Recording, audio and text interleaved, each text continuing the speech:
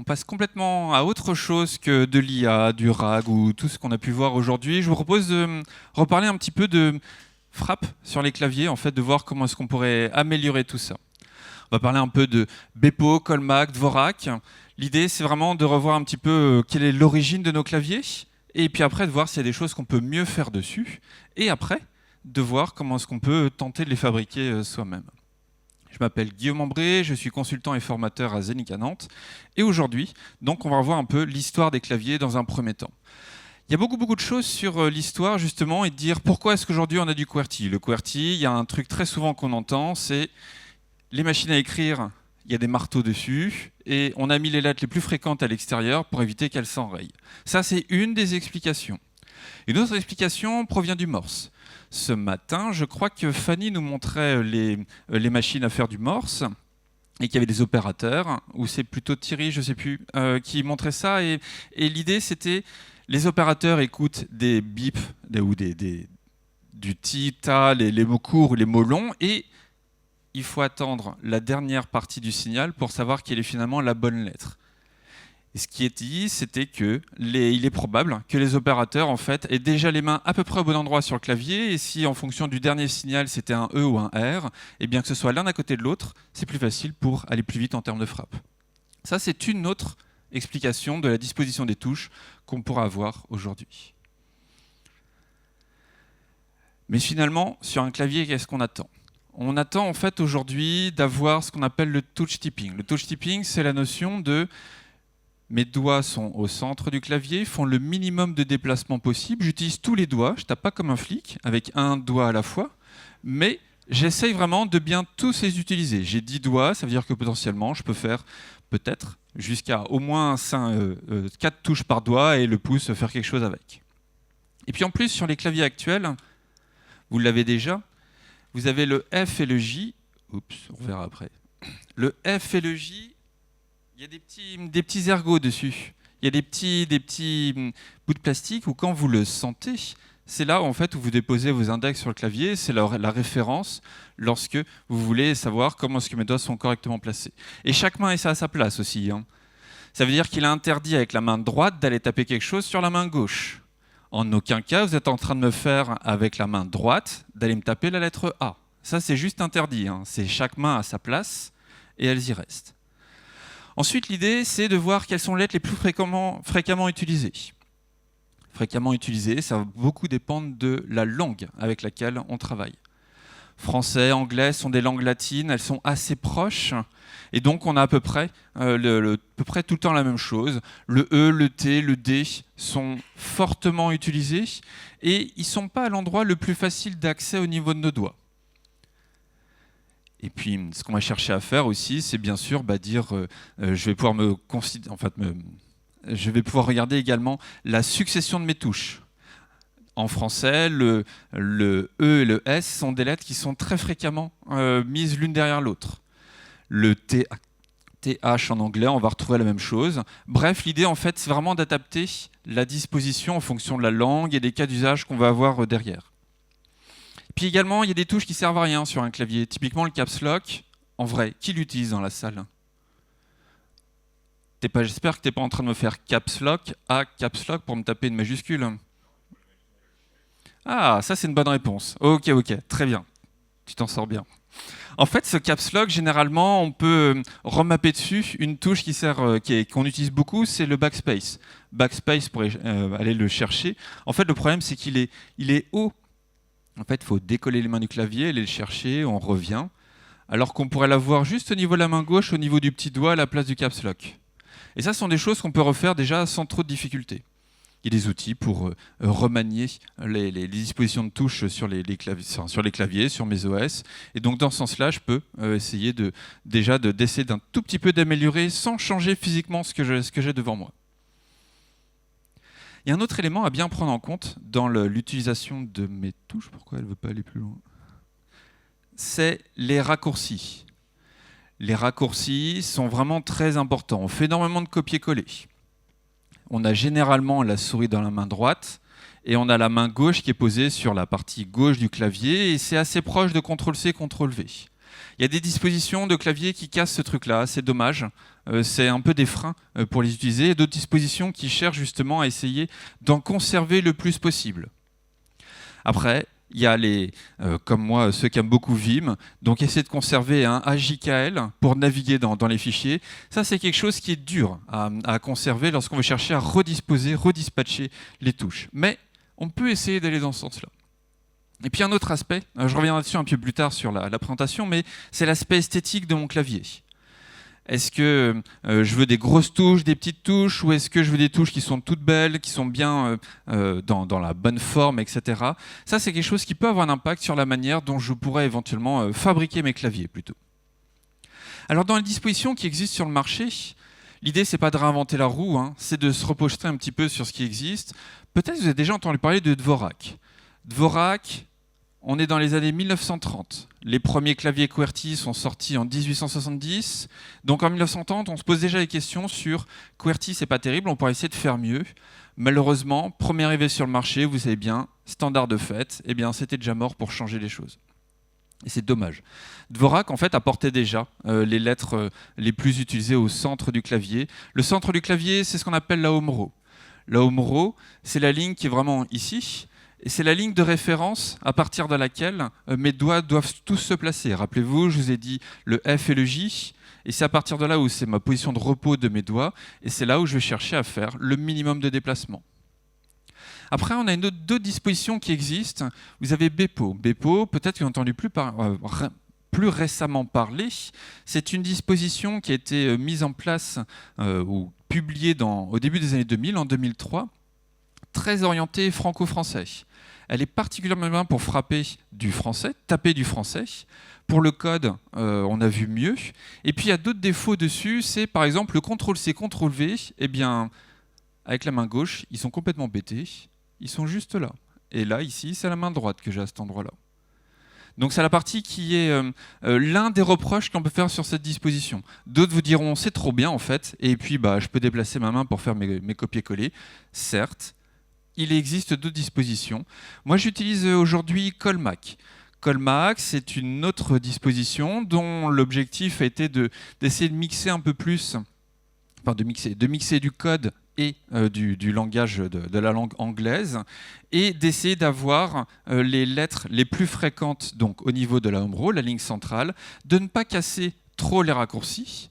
Ça, c'est des impacts aussi en termes de disposition de touches. Le C, le V et le X sont toujours sur la dernière ligne, mais ils ont été légèrement changés en termes d'ordre, mais ils restent toujours vraiment accessibles. Et ça, on en a vraiment besoin, du copier-coller. Vous savez très bien, le boulot de dev, il faut être honnête, c'est copier-coller, c'est pas plus.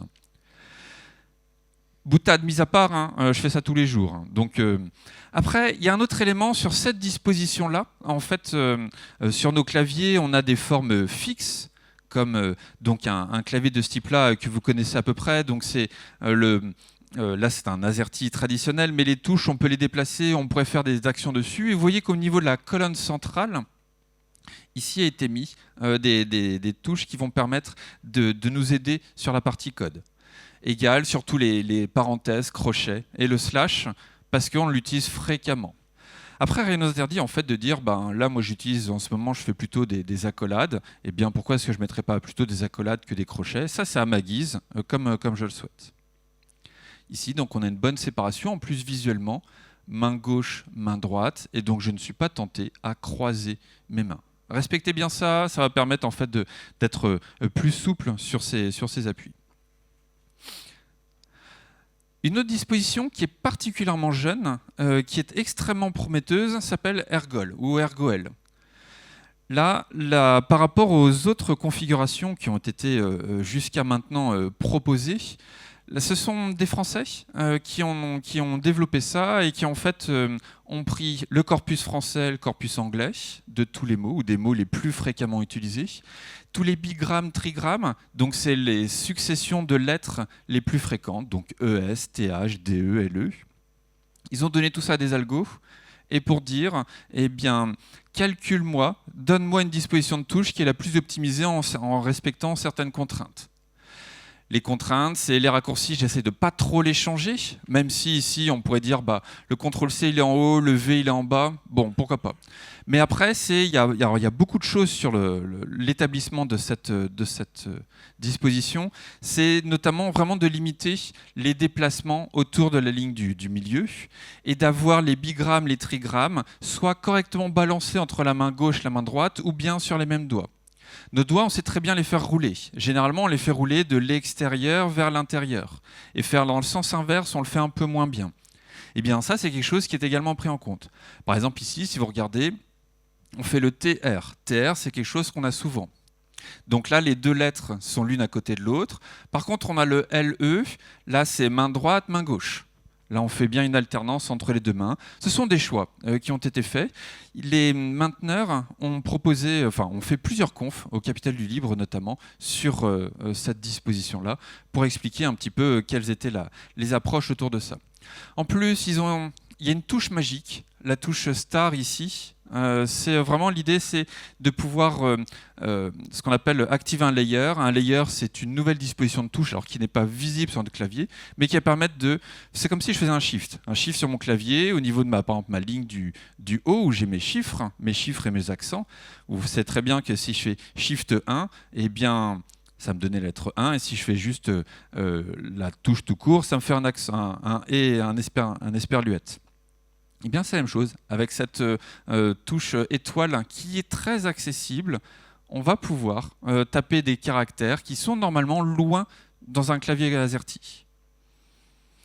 Alors, pour faire la bascule, pour essayer de passer à tout ça, il y a beaucoup de temps à passer dessus. Il ne faut pas se leurrer, hein, à chaque fois que j'en discute, il y a des personnes qui me disent « Oui, mais comment est-ce que tu as fait ton apprentissage? Pourquoi est-ce que tu as changé ?» Alors, pourquoi j'ai changé? Pour le fun. Pourquoi comment faire? Eh bien, en fait, il ne faut pas se leurrer, c'est un crame-temps monumental. Et l'idée, c'est de dire, on va commencer à faire des gammes. Des gammes, on va utiliser des sites. Donc là, je vous en donne quelques-uns. On va commencer par faire une lettre, puis après 2 lettres, puis après 3 lettres, puis après, on va commencer à mettre des mots. Ce que l'on cherche lorsqu'on change de disposition de touche, c'est d'avoir de la précision. C'est pas de la vitesse, avant tout. Il n'y a rien de plus pénible, en fait, quand vous tapez vite, de devoir toujours faire backspace, parce qu'on s'est trompé et qu'il faut tout reprendre. Donc l'objectif, c'est, et je vous le redirai plus tard, c'est apprendre à aller doucement pour aller vite. Ma frappe est peut-être pas très rapide, mais j'ai un débit qui est satisfaisant. Si je frappe vite, mais que je passe mon temps à effacer les caractères, mon débit va être très mauvais. Après, il y a un autre élément qui m'a beaucoup aidé, c'est le fait d'avoir ma disposition de touches sur mon téléphone. Ça m'a permis en fait de mieux retenir où est quelle touche, à quel endroit. Et donc ça permet de commencer à enregistrer tout ça. Et puis un autre élément qui aide beaucoup, c'est d'avoir en fait un clavier normal, celui que vous utilisez tous les jours, qui est toujours en disposition AZERTY, et puis un autre qui a peut-être une forme différente ou une couleur différente, et qui va avoir dans l'autre disposition de touche. Et le fait d'avoir des devices vraiment séparés, pour la tête, le cerveau va pouvoir changer le mode de fonctionnement et dire ça, c'est ma mémoire musculaire pour ce premier clavier et mon autre clavier. Pour mon autre clavier, j'ai une autre mémoire musculaire qui va se déclencher. Et à partir de là, le fait de bien changer de device, ça permet plus facilement de basculer de l'un à l'autre et de ne pas avoir à se dire « Ah merde, là je suis sur un AZERTY, ça marche plus » ou parce que je suis en train d'essayer d'apprendre, eh bien je tape des touches AZERTY sur mon autre clavier, sur ma autre disposition, et je galère. Néanmoins, moi ça fait 4 ans que j'ai changé, ça fait 4 ans que je galère. Alors je ne dis pas que c'est dur, hein, mais en termes de vitesse de frappe, aujourd'hui je suis à peu près à 35 mots par minute. 35 mots par minute par rapport à un AZERTY, j'étais à 60 mots par minute. Mais avec une précision de 98%, donc ça donne vraiment quelque chose qui est satisfaisant. Ça, j'y arrive lorsque je suis bien détendu, lorsqu'il n'y a personne au-dessus de mon épaule et quand je ne suis pas en train de taper du code. C'est-à-dire un mail où je suis tranquille, etc. Si je veux aller plus vite, eh bien en fait, mon débit va chuter grandement parce que je passe mon temps à faire des corrections. Donc l'idée là, c'est vraiment de prendre son temps pour essayer d'aller dans ce sens-là. Et puis après, changer de disposition, eh bien ça ouvre une nouvelle perspective de faire, mais je pourrais en fait faire moi-même mon clavier par la suite. Là, c'est la deuxième partie où je suis tombé dedans en me disant ah, il y a tellement de choses à faire là-dessus. Les tailles des claviers. Les tailles des claviers, vous connaissez celui qui est tout en haut, les bons gros claviers, qui sont, donc on appelle les claviers 100%. En fait, ils ont 104 touches. En termes de terminologie, on a le mot ANSI. ANSI représente ici, cette disposition des 3 touches qu'on a à cet endroit-là. Nous, sur nos claviers AZERTY, on a une très grosse touche entrée. Les claviers anglais, américains ont une toute petite touche entrée. Et donc, c'est ça qui fait la différence principalement entre les deux. Ouais, je ne vais pas le répéter. Mais... Après, donc ça, c'est un clavier TKL. TKL, ça veut dire 10 keyless. Il n'y a juste pas de pavé numérique. C'est un clavier normal. Ça se transporte plus facilement. Toutes les autres touches sont toutes au même endroit. Moi j'ai découvert ça lorsque j'ai commencé à utiliser. En fait, j'avais un bureau qui se lève et qui se baisse chez un client. En fait, c'est un bureau qu'on posait sur le bureau. Et la partie où j'avais le clavier et la souris, eh bien, j'avais un gros clavier et j'ai plus de place pour déplacer ma souris. Et un collègue m'a dit oui, mais il en existe des claviers sans pavé numérique que j'utilisais assez peu. Et donc là, ça m'a permis de regagner de la place. Ensuite, on peut aller un coup plus loin. On a des claviers qu'on appelle split. Split, là c'est ce que j'ai devant moi par exemple. Ça veut dire que je vais avoir une moitié pour une main et une moitié pour l'autre main. Les deux mains sont généralement reliées par un petit fil et ça me permet cette fois-ci de bien écarter les mains sur le bureau, d'ouvrir les épaules. C'est ça ce que l'on va rechercher à avoir, c'est essayer en fait de ne pas être complètement contracté dessus et d'être tout le temps petit, mais d'avoir plus d'ouverture à ce niveau-là. Sur ces claviers généralement split, il y a une grande mode qui essaie de mettre des touches au niveau des pouces. Les touches au niveau des pouces, ça devient vraiment intéressant parce que le pouce est un doigt qui est particulièrement mobile, c'est un doigt qui est fort, mais on ne peut pas lui demander d'avoir la même vitesse que les autres doigts. Puis c'est un doigt qui se fatigue assez vite généralement. Sur le pouce, là, on peut mettre par exemple les touches traditionnelles qu'on va chercher sur la ligne du bas. Hein, vous savez, CTRL, ALT, mais qu'on est obligé de tordre les doigts pour y arriver. Et bien là, il n'y a plus besoin de tordre la main, plus besoin de la tordre, mais de l'avoir bien droite. Et puis après, je peux commencer à faire des actions là-dessus. Il existe quelques personnes qui mettent des lettres les plus fréquentes, par exemple le E, sous la main droite, sous le pouce de la main droite ou sous le pouce de la main gauche. En fait, ils reviennent en disant qu'en fin de journée, ils ont mal aux doigts parce que ça demande beaucoup d'efforts à ce niveau-là. Dans la partie fais-le toi-même sur ton clavier, il y a l'univers des keycaps. Les keycaps, ce sont les petits bouts de plastique que l'on va mettre sur les touches, soit pour écrire la lettre, soit pour mettre des symboles. Alors par exemple, ceux qui sont au premier rang pourront le voir, mais là j'ai un petit Pac-Man sur celui-ci. Il y en a d'autres, j'ai des touches qui sont blanches également. Là j'ai une touche qui est blanche. Après j'ai des touches qui ont des symboles, des lettres. La forme des touches va également être importante. La couleur des touches, la disponibilité des touches va grandement influer, en tout cas pour moi, sur la manière dont je fais mes claviers. En fait, un set de keycaps, le prix varie entre 15 € et 200. 15 €, c'est sur AliExpress, c'est un set complètement, pas très personnalisé. 200 € sont des group buy, des commandes groupées, et puis ma commande, je l'aurai dans un an et demi, le temps qu'il y ait suffisamment de commandes pour demander à un fabricant de fabriquer un set de touches avec exactement ce motif-là qui n'existe pas dans la distribution. Les keycaps sont également des formes. Sur un clavier traditionnel, peut-être que vous avez déjà remarqué que si vous prenez la lettre L, que vous la mettez à la place de la lettre C, ou la ligne du dessus, ligne du dessous, le clavier ne devient pas joli. Les touches ont toutes une forme différente.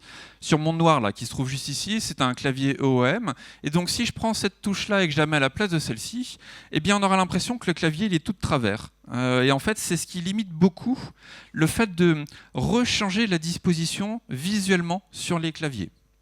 C'est la partie qui est un frein en fait. Pour moi, même si c'est pas une bonne technique d'apprentissage, j'aime bien avoir les lettres sur les claviers. Il y a différentes techniques qui disent vous mettez une feuille de papier sur vos doigts et vous n'avez pas le droit de regarder votre clavier. Moi, j'y arrive pas du tout. J'ai essayé plein de fois. J'ai besoin de voir mes doigts. J'ai besoin, ne serait-ce que juste de pouvoir les repositionner correctement.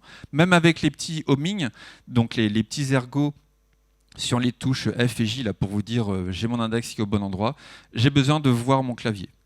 Donc moi, j'ai besoin de touches qui ont les lettres et pas des touches blanches. Et pour pouvoir les mettre où je veux avec la disposition Colmac dont je vous ai parlé tout à l'heure, eh bien sur un clavier traditionnel, si je prends mes touches normales, eh bien mon clavier sera pas du tout esthétique. Il y a un autre élément avec lequel on peut vite se perdre, c'est les switches. Les switches, ce sont les interrupteurs qui sont en dessous des keycaps. Et un switch, donc c'est l'élément électronique qui va permettre de dire j'ai appuyé sur ma touche et puis il y a un signal électrique qui va être envoyé à la puce qui se trouve derrière. Les switches, il en existe un paquet. Déjà juste sur leur forme. Sur leur forme, est-ce que j'en ai... Alors le petit ergot ici, il y a 3 ou 4 formats différents, mais il n'y en a pas beaucoup, fort heureusement. Ça veut dire que mes keycaps peuvent aller sur à peu près n'importe quel switch. Ça, c'est du switch traditionnel. Là, on en a un ultra flat. Là, on en a un autre avec, vous voyez, la forme du dessus là, qui est légèrement différente. Ça, c'est un choix qui va être déterminant. Et puis également, sur mes switches, je vais avoir la force que je vais mettre dessus.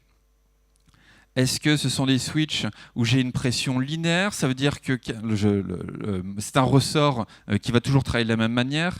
Est-ce que c'est un truc tactile? Ça veut dire lorsque j'appuie dessus, en fait, j'ai une sorte de ralentisseur et puis après, il faut continuer à écraser pour aller jusqu'au bout.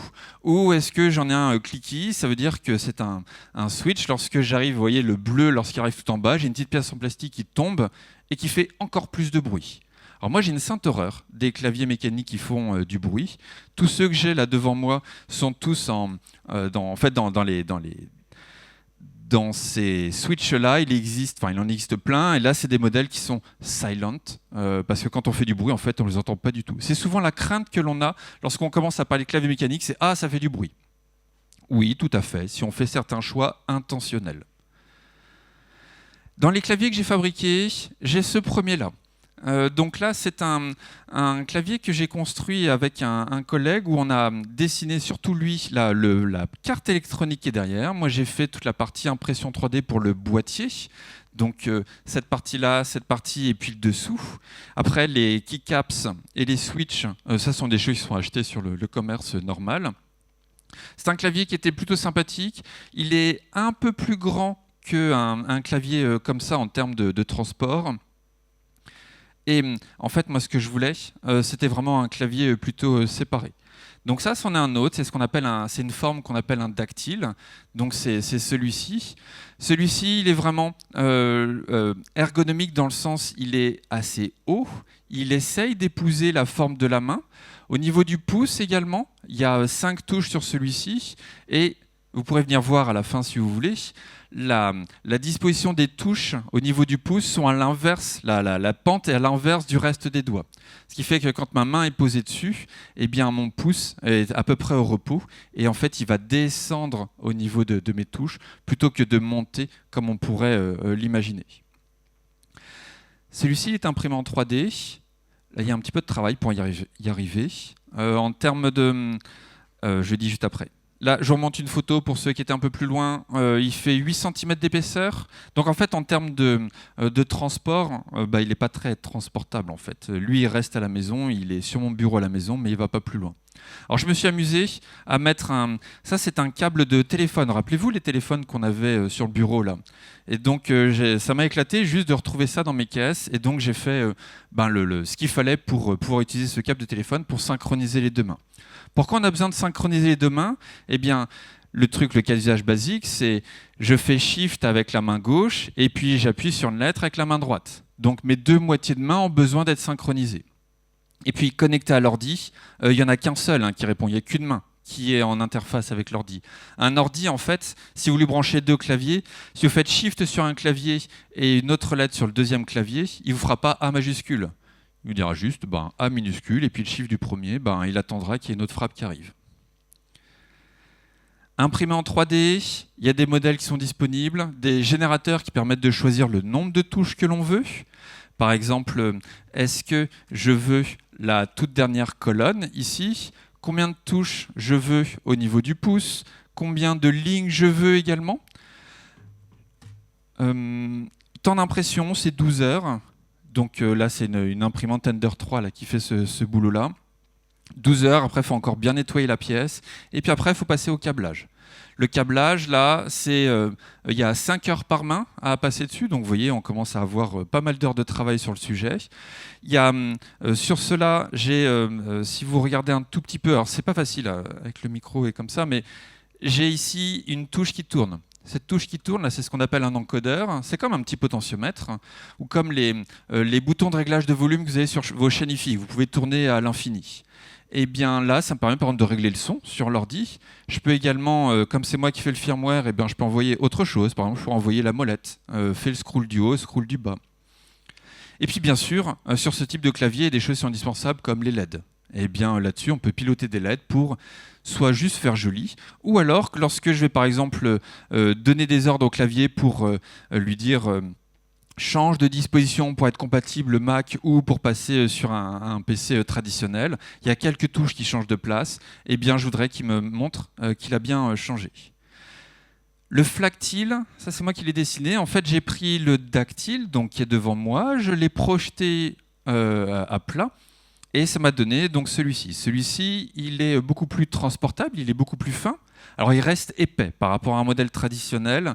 Il y a des choix de design qui m'obligent à le faire aussi épais. Après, on peut aller plus loin en termes d'intégration. Si c'est pas moi qui faisais toute l'électronique dedans, mais que je fais des circuits imprimés, alors je pourrais le faire plus petit.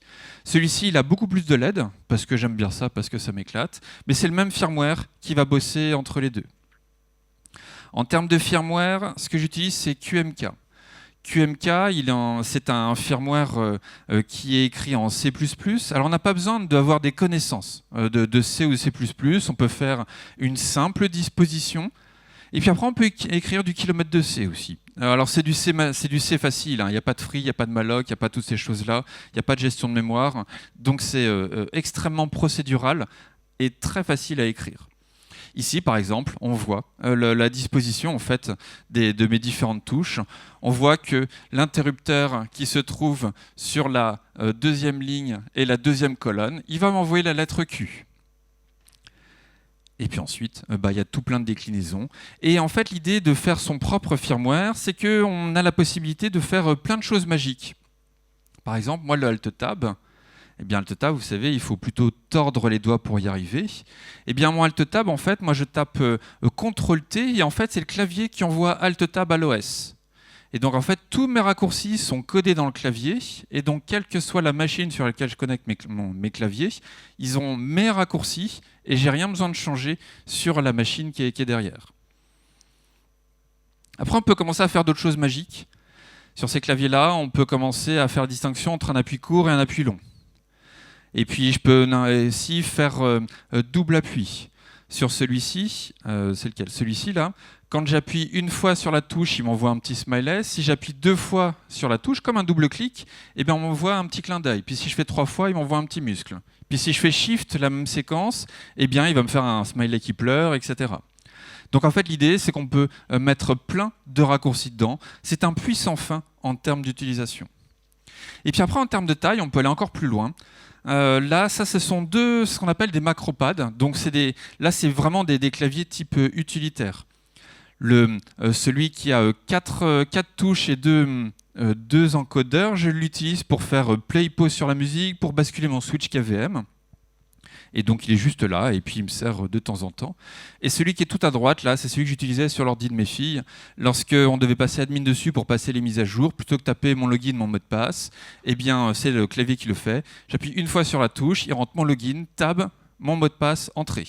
Et hop, comme ça, j'ai plus besoin de l'utiliser facilement. Et elle pouvait me prendre ma clé pour me dire je veux passer admin le temps de, et après me la rendre en air. Comme ça, elle n'avait pas besoin de connaître mon mot de passe et pour y arriver. J'ai terminé de vous raconter tout ce que je voulais, on pourrait en parler des heures. Il y a un petit QR code si vous voulez me donner votre avis. Le temps est complètement écoulé. Je prendrai vos questions en bas si vous le souhaitez. Merci à tous pour votre attention.